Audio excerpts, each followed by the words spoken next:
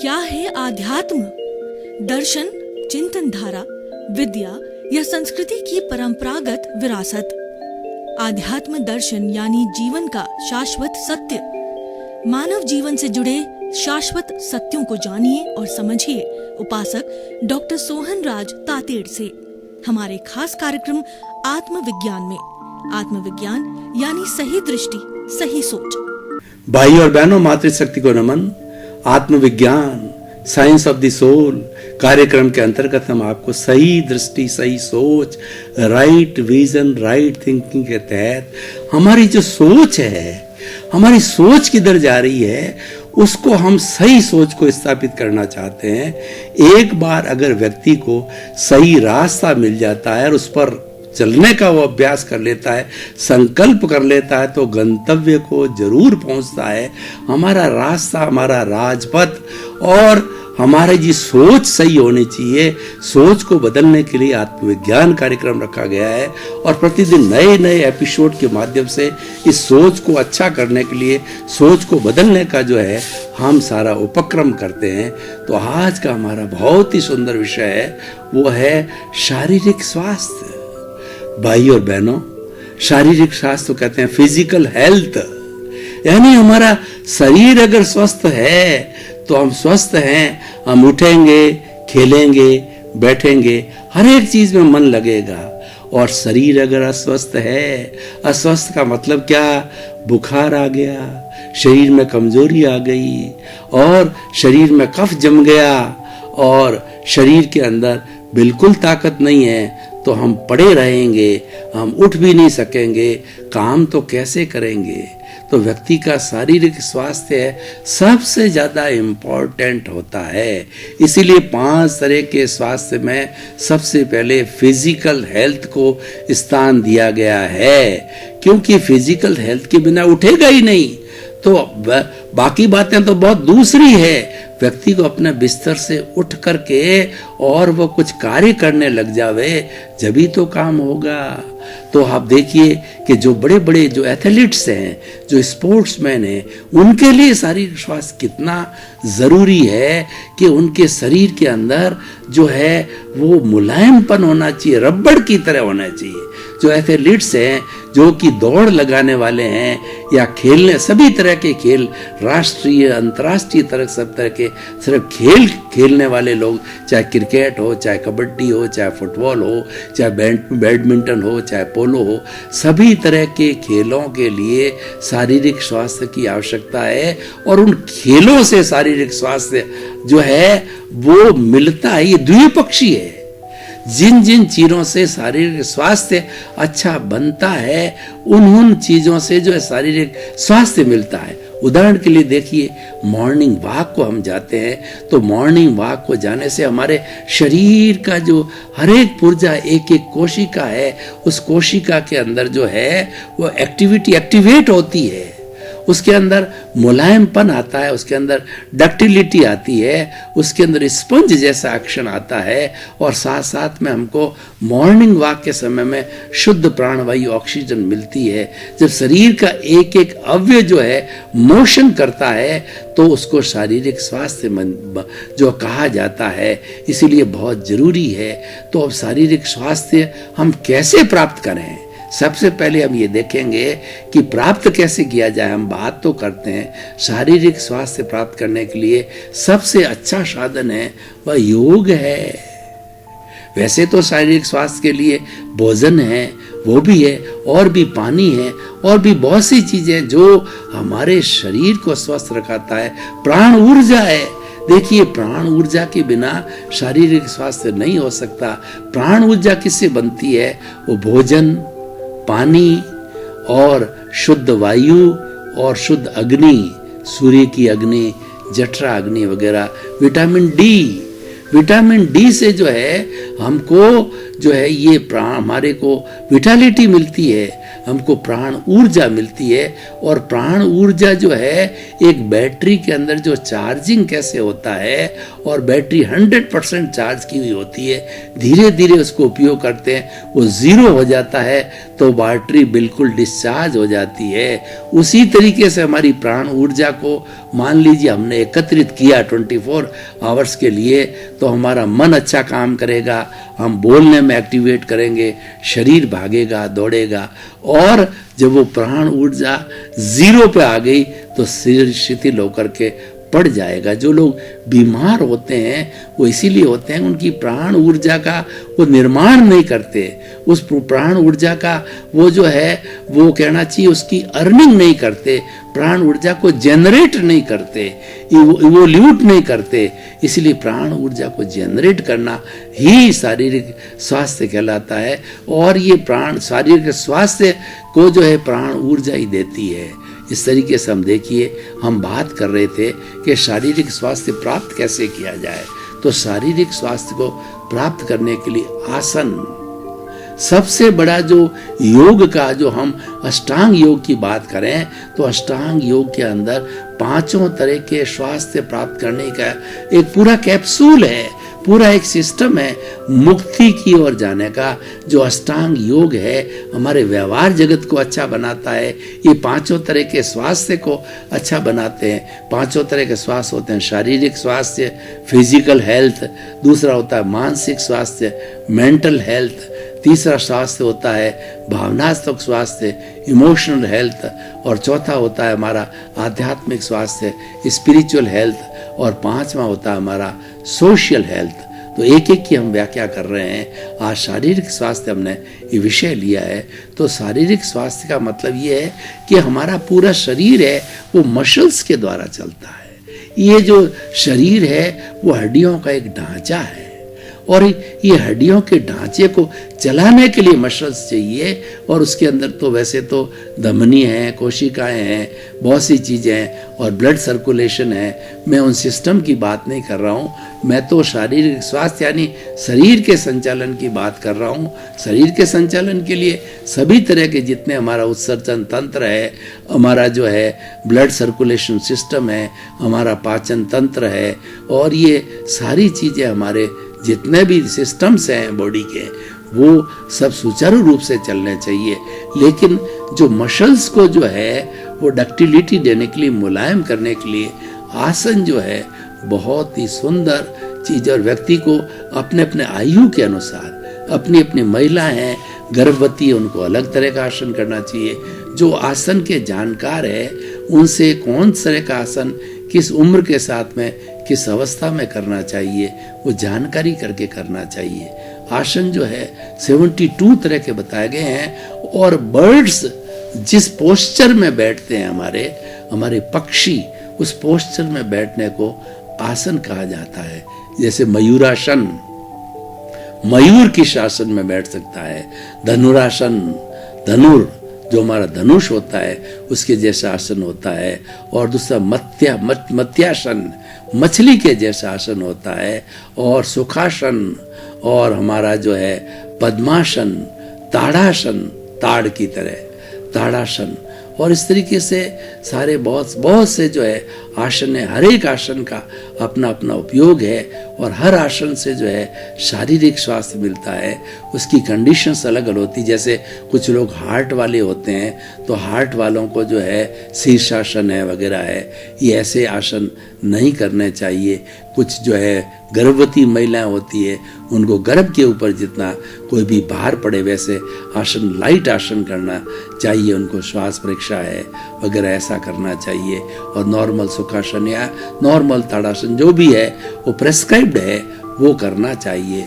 तो भाई और बहनों, ये हमारा आसन जो है ऐसा उपयोगी तत्व है। आसन से क्या होता है, आसन से हमारा ब्लड सर्कुलेशन है ना वो फास्ट हो जाता है। हमारे मसल्स जो है मुलायम हो जाते हैं, और मसल्स जब मुलायम होते हैं तो कहीं पे भी ब्लड का अवरोध नहीं होता है, वहाँ पे रोक नहीं होती है। और ये ब्लड का अवरोध होता है, यही ब्लड प्रेशर बनाता है। हमारी जो वेन्स होती है, जो हमारे जो मसल्स के अंदर वेन्स होती है, तो वेन्स क्या है, चिपक जाती है तो चिपक जाने से वो ब्लड का जो है सर्कुलेशन वहाँ अवरुद्ध हो जाता है और उससे ब्लड प्रेशर हाई हो जाता है। पानी का एक पाइप है, कहीं से पिचक जाता है तो पानी का जो अवरोध हो जाता है, अवरोध होने से पानी का जो आगे हमें एंड पे मिलता है, प्रेशर तो बढ़ जाता है लेकिन क्वांटिटी घट जाती है।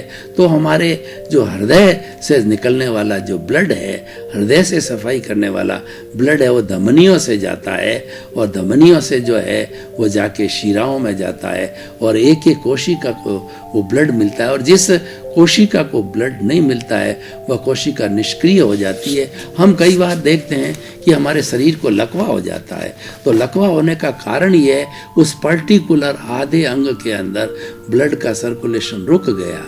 हर कोशिका को ब्लड चाहिए, तभी वो जिंदा है, तभी उसका शारीरिक स्वास्थ्य है।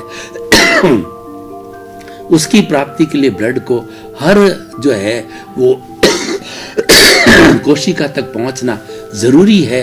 और भाई और बहनों, हम आपको बताना चाहते हैं कि हमारे इस शरीर के अंदर 1,00,000 किलोमीटर प्रतिदिन ब्लड जो है धमनियों में, कोशिकाओं के अंदर, वेन्स के अंदर जो है, शिराओं के अंदर वो घूमता रहता है और वो घूमते घूमते अशुद्ध हो जाता है। तो अशुद्ध होने के बाद में जो है वह हमारा जो फिल्ट्रेशन के लिए जो है हमारे फेफड़ों में आता है। फेफड़े उसमें ऑक्सीजन मिलाते हैं, वो सांस लेने और छोड़ने के और छोड़ते हैं जब कार्बन डाइऑक्साइड ब्लड की निकलती है और लेते हैं, वो ब्लड में ऑक्सीजन जाती है, ब्लड शुद्ध होता है और शुद्ध ब्लड है हार्ट में जाता है और हार्ट के अंदर पंपिंग होती है। हार्ट जो है शुद्ध ब्लड की पंपिंग करता है।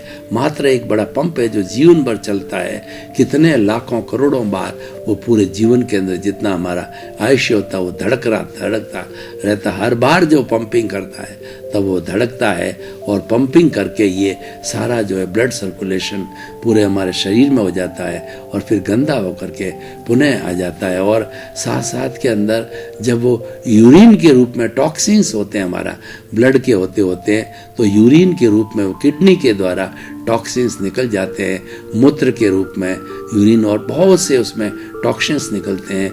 और दो छलनी हमारी जो है किडनी में लगी रहती है, एक तो जो ब्लड के साथ में जो यूरिन है ये वो निकल जाता है और दूसरी जो होती है वो छलनी जो है आगे पास ऑन कर देती है ब्लड को जो है वो हमारे वो लंग्स के अंदर सफाई के लिए। तो पूरा एक सिस्टम है और हमारा जो भीतर का जो शरीर के जो सिस्टम है वो विश्व की सबसे बड़ी फैक्ट्री है, क्योंकि विश्व का सर्वश्रेष्ठ प्राणी, सबसे अमूल्य प्राणी है वो मनुष्य है। मनुष्य से बढ़कर के कोई भी बड़ा प्राणी इस सृष्टि में नहीं। इसीलिए भगवान ने इस मनुष्य को पट्टा दिया है कि तुम ही मुक्ति को जा सकते हो। जिसको भी मुक्ति जाना होगा ये औदारिक शरीर धारण करना पड़ेगा। एक ही विकल्प है, इसके बिना वो मुक्ति को नहीं जा सकता, जो कि हमारा परम जो है वो साध्य है, हमारा परम अर्थ है वो मुक्ति है।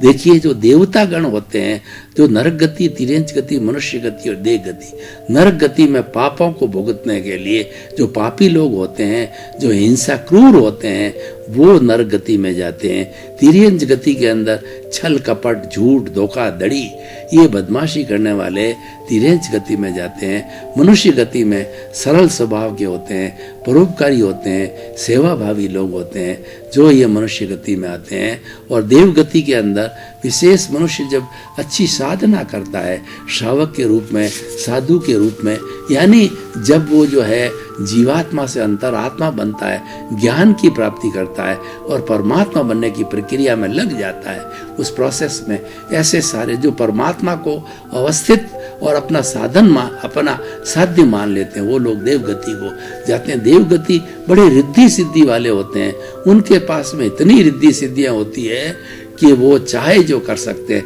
लेकिन वो भी इस बात की जो है प्रार्थना करते हैं, इस बात की इच्छा रखते हैं कि अब मनुष्य जन्म के अंदर जाएं और मनुष्य जन्म में साधना करके मुक्ति को प्राप्त हो। बहुत बड़े बड़े देव होते हैं, वैमानिक देव होते हैं, जो मुक्ति में जाने वाले होते हैं, लेकिन उन्होंने देवगति का अर्जन कर लिया होता है, वो आयुष्य बांध लेते हैं, तब वो देवगति में पूर्ण करके मनुष्य भव में आकर के मुक्ति में। तो मैं ये कहना चाह रहा था कि मनुष्य ही एक ऐसा व्यक्ति है जो कि अल्टीमेट स्टेज मुक्ति को जा सकता है। तो हमें उस मुक्ति की प्राप्ति के लिए भी शारीरिक स्वास्थ्य हमारा अच्छा होना चाहिए, क्योंकि अगर हमारे मसल्स जो है नरम है, मुलायम है, तो सबसे बड़ा फायदा क्या होगा, हमारे नेगेटिव थॉट्स नहीं आएंगे, हमारे बुरे भाव नहीं आएंगे। जितने भी बुरे भाव आते हैं वो शरीर की अकड़न से आते हैं, और ये ढांचा हमारा जो हड्डियां हैं जो कि धीरे धीरे पोली पड़ती रहती है, कमजोर हो जाती है। इसीलिए जो लोग बुजुर्ग 60, 70, 80 साल के होते हैं, इतनी हड्डियां पोली होती है कि थोड़ा सा गिरते ही उनके जो है क्रैक आ जाता है। जबकि युवा होता है उसकी स्ट्रांग होती है हड्डी, बच्चा होता है उसकी सबसे ज्यादा हड्डी स्ट्रांग होती है। तो धीरे धीरे उम्र के साथ में हड्डियां का कैल्शियम कम हो जाता है और वो पोली पड़ जाती है। पोली पड़ने से वो जो है कमजोर हो जाती है। तो ये सारे हड्डियों को जो संचालित करने के लिए मसल्स होते हैं, मसल्स जो है हड्डियों के ढांचे को चलाते हैं, तब हम चलते हैं, दौड़ते हैं, भागते हैं, सोते हैं और हमारे जीवन का हर काम करते हैं। चाहे हम नेता है, चाहे इंजीनियर हैं, डॉक्टर है या कोई गृहिणी है, तो हर एक काम जो है शारीरिक स्वास्थ्य से होता है। देखिए, शारीरिक स्वास्थ्य को अच्छा बनाए रखने के लिए मैंने आसन पे बात की। अब थोड़ी भोजन की बात करें तो भोजन का सीधा संबंध है हमारे शारीरिक स्वास्थ्य से जुड़ा हुआ है। तो अगर हमें शारीरिक स्वास्थ्य को प्राप्त करना है तो हमें रित, मित और हित 3 तरह का भोजन लेना चाहिए। हितकर भोजन कौन सा होता है? न्यूट्रिशियस होना चाहिए, यानी जितनी कैलोरी हम जो है बर्न कर सकते हैं वैसा भोजन होना चाहिए। अगर हम मजदूर हैं जो ज़्यादा कैलोरी बर्न करते हैं, उनको ज़्यादा कैलोरी वाला भोजन चाहिए। कोई मानसिक रूप से कार्य करने वाला प्रोफेसर है, डॉक्टर है, इंजीनियर है, जिनको कि शारीरिक स्वास्थ्य कम है, मानसिक स्वास्थ्य ज़्यादा है, उनके कैलोरीज कम बर्न होती है, तो उनको कम कैलोरीज का भोजन लेना चाहिए, ज़्यादा गरिष्ठ नहीं लेना चाहिए। तो हितकर भोजन कौन सा होता है? जिसके अंदर कि 10% जो है कार्बोहाइड्रेट हो और 20% प्रोटीन हो और भी 10% जो है हमारी फैट हो और 6% जो है उसके अंदर मिनरल्स होने चाहिए, 60% पानी होनी चाहिए। तो इन सब का हम योग करें तो 100 आता है, यानी ये न्यूट्रिशियस फूड कहलाता है। और इन फूड को प्राप्त करने के लिए जो हमारे जो फूड को डिज़ाइन करने वाले लोग हैं, उन्होंने बकायदा हर एक की जो है कैलोरीज निकाली है, तो हम उससे प्राप्त कर सकते हैं। हरी सब्जियां लेना चाहिए, फ्रूट लेना चाहिए, सलाद लेना चाहिए भोजन के साथ साथ में, ताकि वो बैलेंस होकर के हितकर भोजन बने। अब मित भोजन मात्रा से करना चाहिए। हमारा जो ये शरीर है, ये पेट है जिसमें हम भोजन करते हैं, इसके 4 भाग करो। 2 भाग के अंदर हमारा ठोस भोजन डाला जाए, 1 भाग पानी के लिए रिजर्व रखा जाए और 1 भाग गैस के लिए रिजर्व रखा जाए। कई लोग जो है बहुत जो है वो खाने के स्वादु होते हैं, तो वो क्या करते हैं कि वो इस भोजन को 2 की जगह 3 भाग में डाल देते हैं, तो गैस को कोई जगह नहीं मिलती है, उनको आफरा चढ़ता है, वो छटपटाते रहते हैं, उनमें कामुकता आती है, उनमें नकारात्मक भाव आते हैं, उसमें अब्रह्मचर्य की भावना आती है और वो सोए रहते हैं, वो कोई काम नहीं करते, निष्क्रिय हो जाते हैं। तो ऐसा मित मतलब मात्रा से भोजन करना चाहिए। कई बार क्या होता है, स्वादिष्ट भोजन आता है तो व्यक्ति ज़्यादा खा लेता है। गैस की सबसे बड़ी इफेक्ट होती है, वो गैस की जगह जो है वो नहीं मिलती, वो निकल नहीं पाती, इसलिए उल्टी होती है, आफरा चढ़ता है, जी मचलता है। उसकी जगह को हमें रिजर्व रखना चाहिए, सबसे पहले रिजर्व रखना चाहिए। तो ये हमारा जो भोजन से हो गया। तो 4 तरह से हमने बताया कि विटालिटी 4 तरह से आती। मैंने आसन की बात करी, दूसरा भोजन की बात करी, पानी की बात करता हूं, क्योंकि विटालिटी बनाने के लिए, शारीरिक स्वास्थ्य को रखने के लिए विटालिटी जरूरी है, और वही विटालिटी ही शारीरिक स्वास्थ्य को रखती है और शारीरिक स्वास्थ्य से विटालिटी बनती है। दोनों एक दूसरे से पूरक है। तो पानी पानी शुद्ध पीना चाहिए, हमें अशुद्ध पानी नहीं पीना चाहिए, बिना छना हुआ पानी नहीं पीना चाहिए, ज़्यादा कड़वा पानी नहीं पीना चाहिए। और पानी आजकल तो आरओ सिस्टम हो गया, आरओ में बाकायदा डिज़ाइन होती है कि आरओ जो है हमारे स्वास्थ्य वर्धक चीज़ें हैं, कई चीज़ों को निकालता नहीं, जैसे कि हमारे एलिमेंट्स है, जैसे कि फेरस है, आयरन है, कैल्शियम है और सोडियम है, ये चीज़ें हमारे शरीर को पुष्ट करती है। तो वो सारे तत्व जो है पानी में मिलते हैं, घुले हुए होते हैं, तो निकलने भी नहीं चाहिए। मतलब TDS जो है, टोटल डिजॉल्व सॉल्ट्स है, वो मात्रा के अंदर रहना चाहिए और ज़्यादा नहीं रहना चाहिए। ज़्यादा रहने से जो है हमारा जो शरीर बिगड़ जाता है, लूज मोशन हो जाती है और पेट का डाइजेशन खराब हो जाता है, आंतें खराब हो जाती है और पूरा सिस्टम, क्योंकि पानी एक घुलनशील पदार्थ है, पानी सबको घोलता है।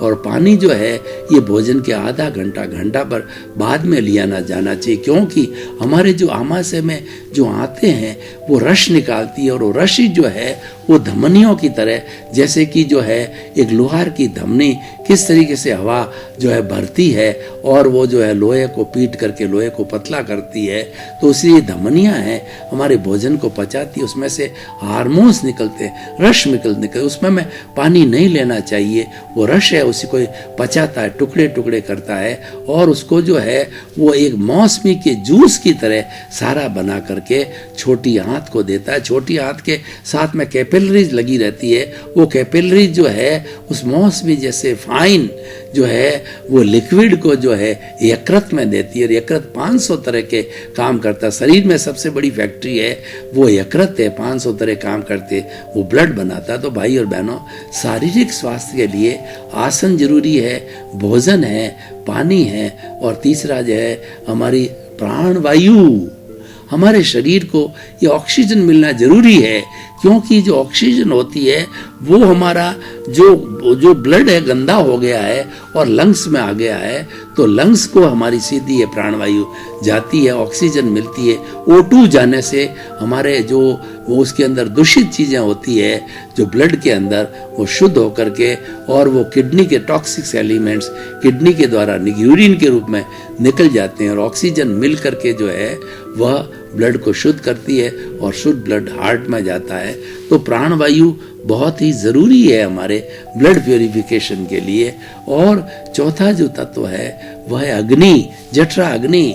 हमारी जो जठरा अग्नि है यही भोजन को पचाती है। जिन लोगों की जठरा अग्नि, और जो मजदूर लोग होते हैं, मेहनत करने वाले होते हैं, उनकी जठरा अग्नि बहुत पावरफुल होती है। जठरा अग्नि पूरी सूर्य से जुड़ी होती है, ये अग्नि तत्व से जुड़ी हुई रहती है और सूर्य की जो किरणें हैं, सुहाता जो है, हम अगर धूप में बैठते हैं तो विटामिन डी मिलता है।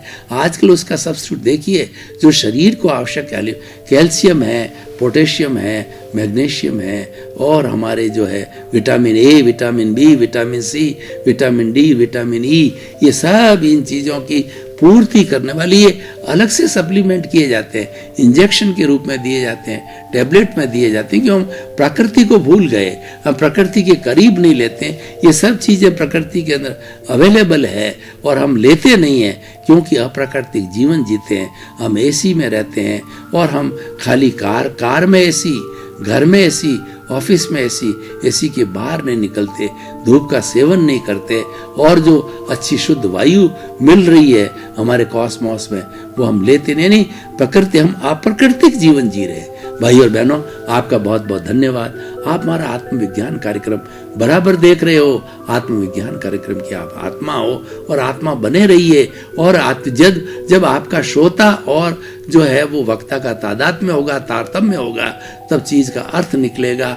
और आपकी जो कुछ भी जिज्ञा है, हमारे पीछे जो है वो बोर्ड लगा हुआ है, उस बोर्ड स्क्रीन के ऊपर हमारा ईमेल, हमारी वेबसाइट और हमारा मोबाइल ऐप दिया हुआ है, उस पर आप अपनी जिज्ञासाएं भेज सकते हैं। आपको बराबर समाधान मिलता रहेगा। हमारा उद्देश्य है सर्वे भवन्तु सुखिनः सर्वे भवन्तु निरामया, जगत के सब जीवों को सुख मिले, शांति मिले, आनंद मिले।